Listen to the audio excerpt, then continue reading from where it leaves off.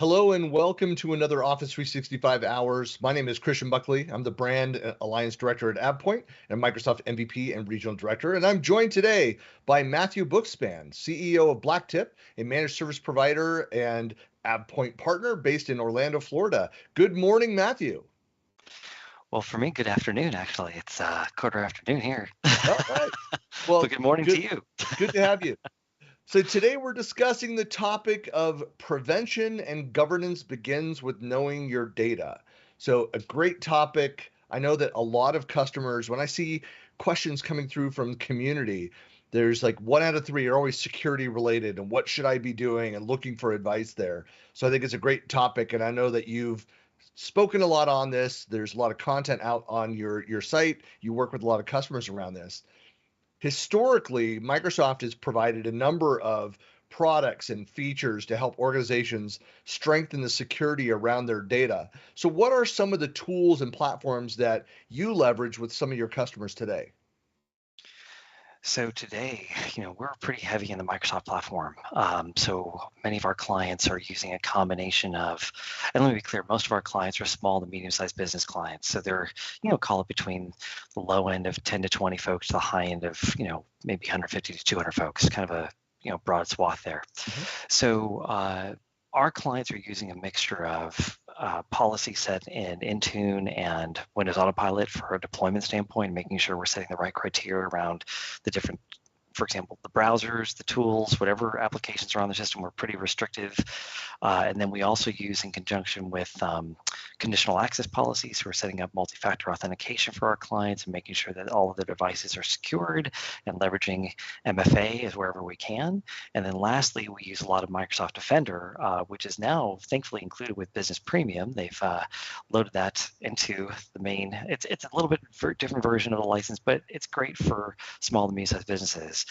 So we've been using that as well and setting up things like attack surface reduction and other policies to ensure a level of security and safety for our clients. I have to imagine that I'm sure it drives you crazy like it does everybody else that works with Microsoft, but is every year the changes in licensing, what's included, what's not, changes, renaming the licensing SKUs, things around it. We always joke that you have to have a PhD in licensing to understand that, and there's those people that are on top of it, and that's fantastic. It can be exhausting, I won't lie, and especially just recently, Microsoft introduced their new commerce experience for the Microsoft 365 licensing. It went live officially March 1st, and it's been some work, some serious, some significant effort to make that work correctly for all of our clients. So I yes. know there was a big deal. There's a lot of fanfare around the Microsoft Secure Store when that was released, and Microsoft building out that idea of going in, which is something that I recommend to customers too. Is like in project management, when you go into any new project, you always do that discovery phase. It's to try and understand what is the baseline, where are we today, how are we performing against others within the industry, and so the secure score is meant to help provide that baseline. Where am I? Correct.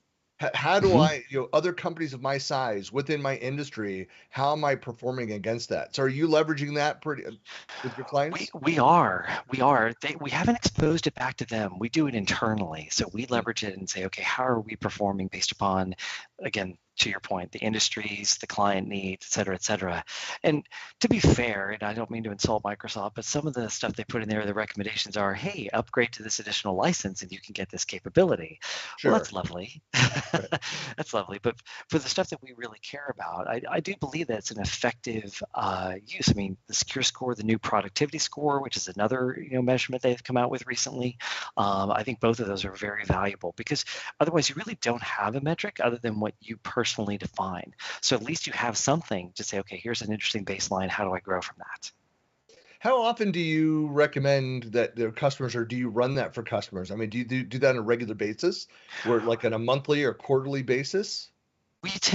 So we do have monthly meetings with our clients. That being said, we don't necessarily always go over this particular data. We tend to do that more quarterly. And we'll pull out, like we have different reports that we'll review with them and say, hey, here's an FYI. Here's how we're doing for you. Here's what you should expect. Here are the changes that are coming down the pike. And it's usually a really great conversation because it's an educational conversation. And they're generally pretty engaged. Sometimes they're freaked out. It's like, oh my gosh.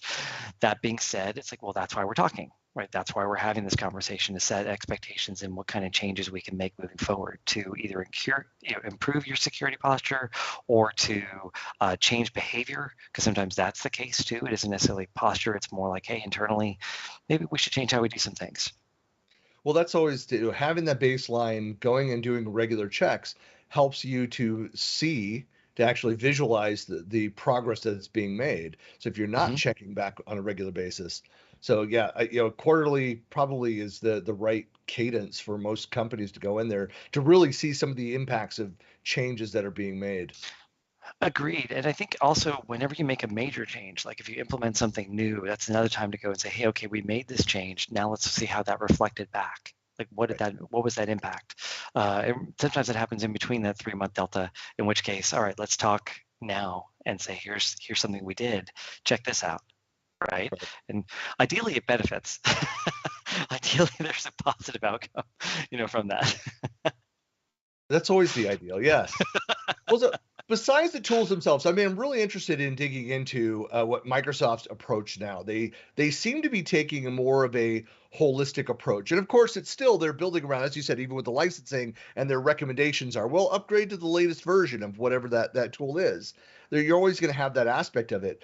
But the fact that with the Microsoft Information Protection, or MIP, inside of Microsoft 365, what I like about it is it's the three-prong approach of one, knowing your data, two, protecting your data, and three, then preventing that data loss, like taking some action around that. And that again, it goes back to kind of my business analyst roots of knowing your data. If we don't truly know what our data is and its attributes and what should happen, how it should be protected, then obviously we're not going to take the right steps, or we may overdo it on protections and process and governance around that data where it doesn't need it. So you want to be efficient in your application, but you want to be thorough. So is Blacktip leveraging the Microsoft Information Protection with your customers today, or is that something that is part of your plans? It's part of our plans, part of our roadmap. So it's interesting.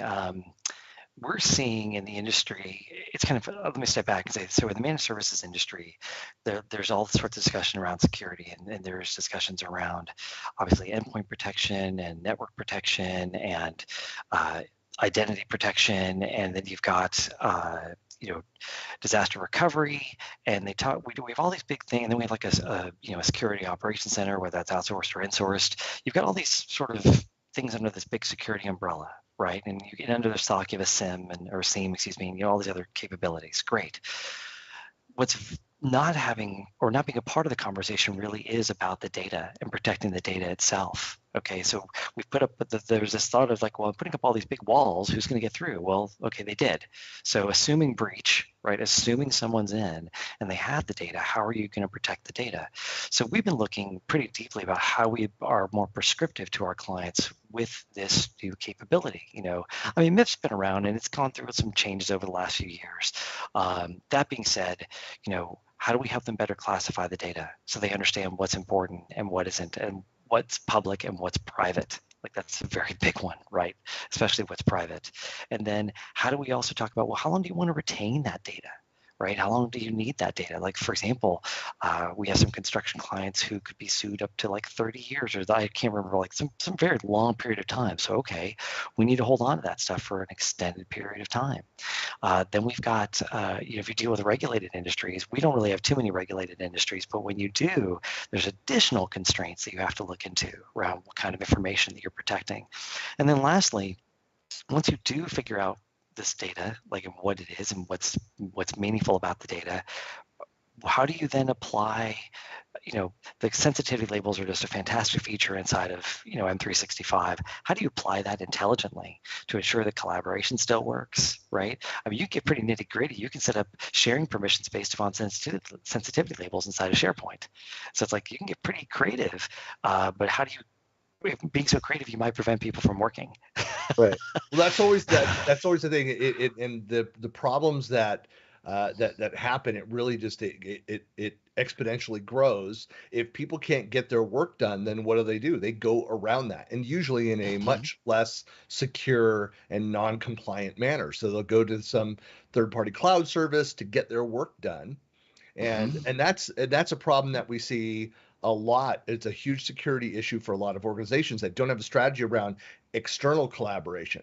So one, Mhm. you can be very, consistent and things work well internally, but if Mhm. you're restricting your people from uh, the ease of use of external collaboration, then that's where you can find, highly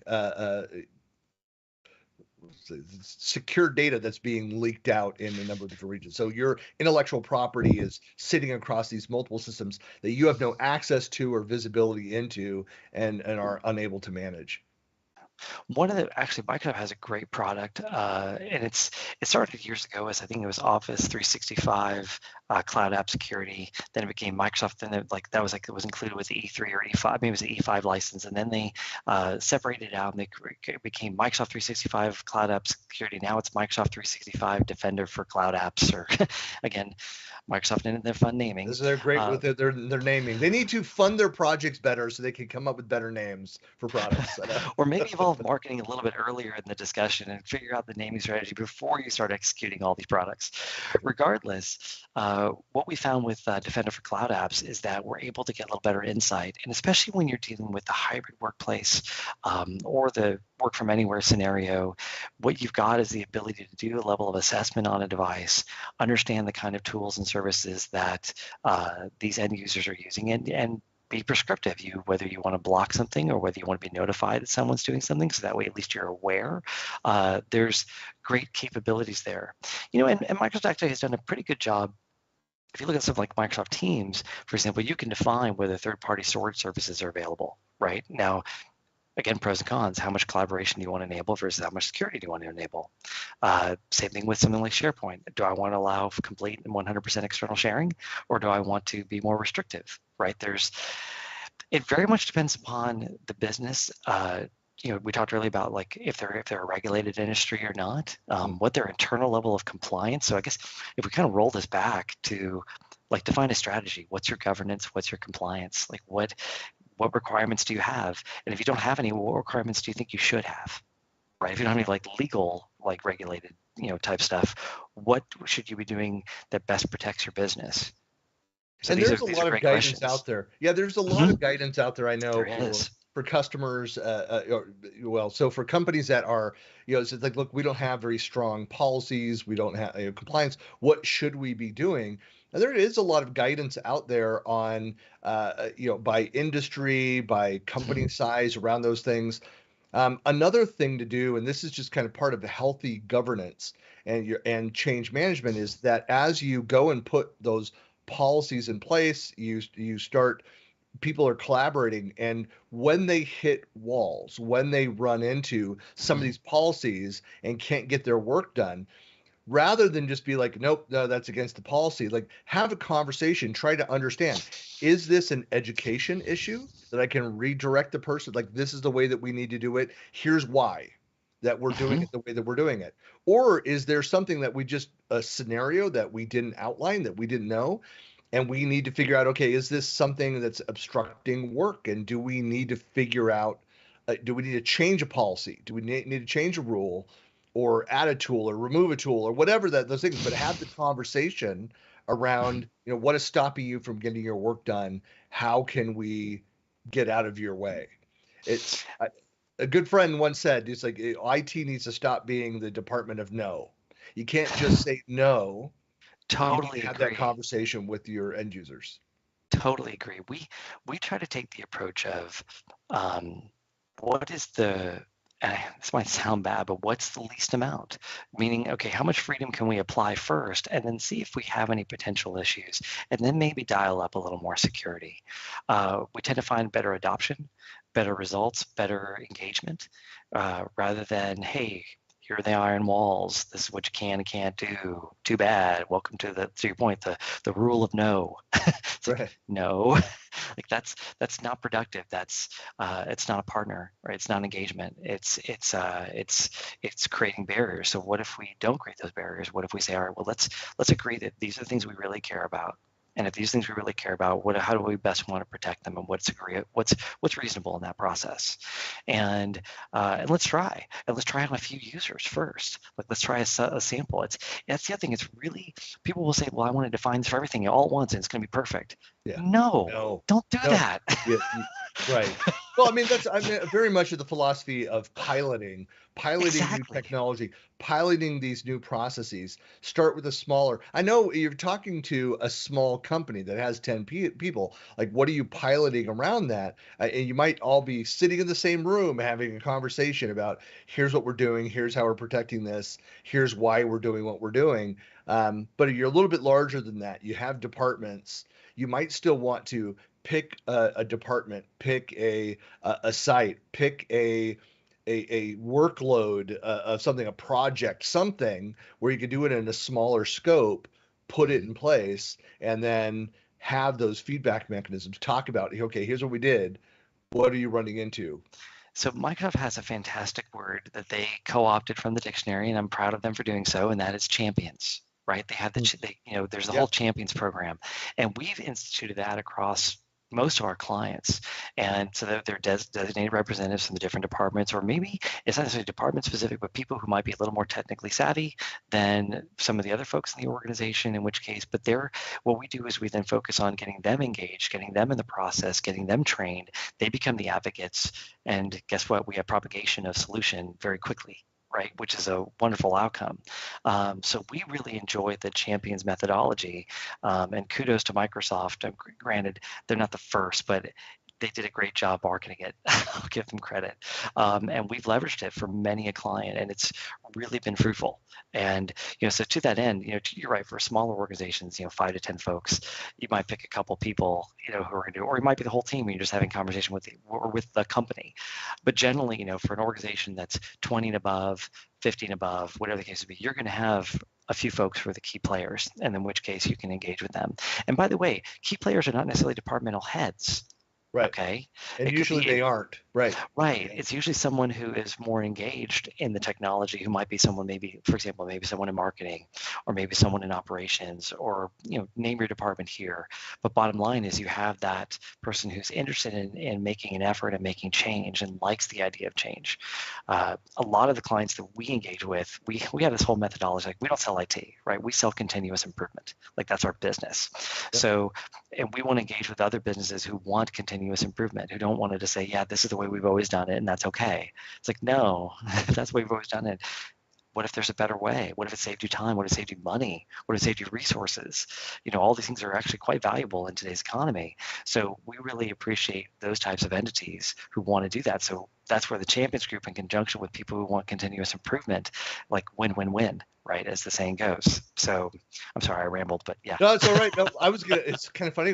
So I was gonna ask you as the last question here about, because for businesses that are just kind of starting out developing their strategy, there's always that kind of question of like, where should they begin? And we've just kind of outlined a couple of them. It's like, one, go and, the minimal policies, but do it in a pilot group. So start small and add on to that. Keep the open lines of communication open around that. But any other guidance that you would provide for organizations that are just starting out? So I think the other thing is, engage with your partner, whether it be internal IT or external IT. Really engage and say, these are things that we're hearing, right? Because business owners are not oblivious. They know, like, they read about the big scary security events that occur in the world, and they go, oh my gosh, what if this happens to me and my business is shut down for a period of time? Or what happens if my data is breached? And how do I what's the right word? what's the PR around that, right? How do I recover from how that? do I recover? How do I show that I've done, while I maybe made a mistake, how do I recover and show that that have redemption, right? How do I get to that point?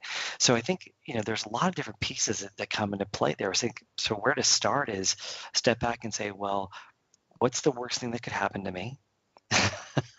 Based upon where like my current posture today, and then what's the next worst thing that could happen to me, right? Kind of go down that line of questioning, and then from there start developing a plan, right? And to that point, using the pilot programs, champions programs, starting out small, using a few people, testing something, right? Testing a new capability, again, whether that's MIP or some other capability, test it, see how well it works, see the results, expand, grow until you have your entire organization on board.